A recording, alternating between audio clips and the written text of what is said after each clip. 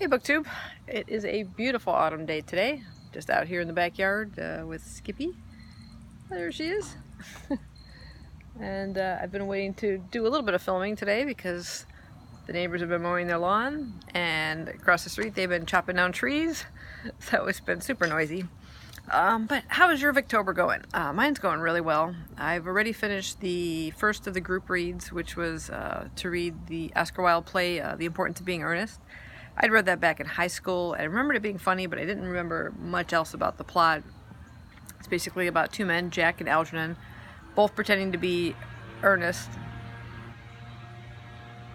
Well, here comes more noise. Anyway, they're both pretending to be a man named Ernest, and each one falls in love with a different woman. Jack falls in love with Gwendolyn, and Algernon falls in love with Jack's ward, Cecily. And they're both under the impression, the two women, that they are now engaged to a man called Ernest. And when the two meet, they think they're engaged to the same man. So there becomes this sort of verbal battle between the two of them that is absolutely hilarious. It's funny throughout. The confusion that goes on and everything, and just a very witty dialogue. I absolutely loved it. One of my favorite lines is when Gwendolyn tells Cecily, she always takes her diary with her. She says one should always have something sensational to read on the train. Just cracked me up. But I really enjoyed that one. So I'm looking forward to reading Woman of No Importance. That's the second play in the second group read later in the month. But I've never read that one, so that'll be new for me. I also completed my Victober reread, which for me was The Valley of Fear by Arthur Conan Doyle. It's one of the Sherlock Holmes novels. I read it quite some time ago, completely forgot about the plot. I kind of understand why. It wasn't really that memorable. It's one of only two stories that actually feature mentions of Professor Moriarty, and this is even less interesting than The Final Problem was, where at least he made an appearance. Here he's just sort of mentioned.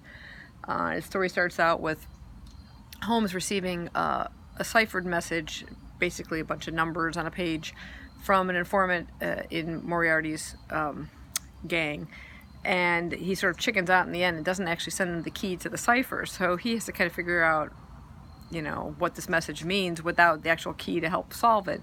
And he's able to figure out through his mind and, intellect what book the information is being drawn from. So it's basically words on a page from a certain book. And you can kind of tell that by the highest number, like the number of pages, etc., etc. So a bit of witty deduction on his part, and the message basically tells him about some danger about to befall a man named Douglas, and shortly thereafter an inspector from Scotland Yard shows up, a Scottish detective whose name I completely forgot at the moment, who sees the note on the paper that he's written about Douglas, and he's like, how did you know?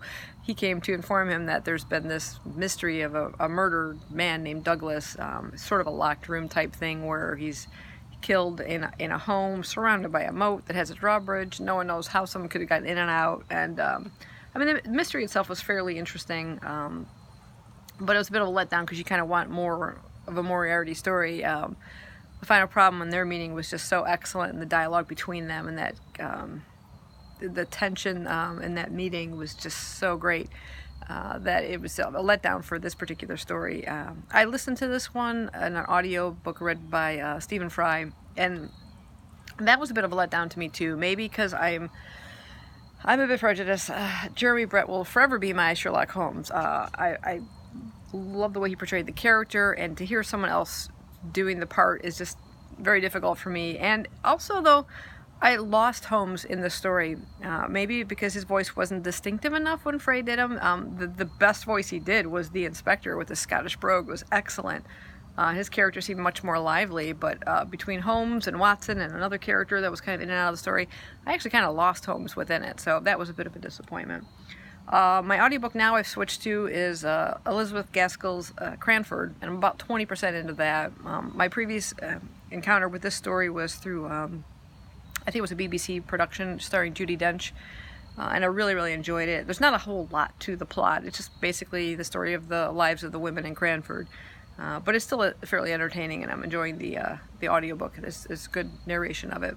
And I'm also reading Anne Bronte's Agnes Grey, and I'm about 58% through that, so I should be finishing that one fairly quickly, and then I'll move on to something else. But I have the day off today. I'm going to enjoy reading out here and just enjoying the autumn air. So I hope you guys are having a good Victober so far, and I'll check in again later in the month. Bye-bye.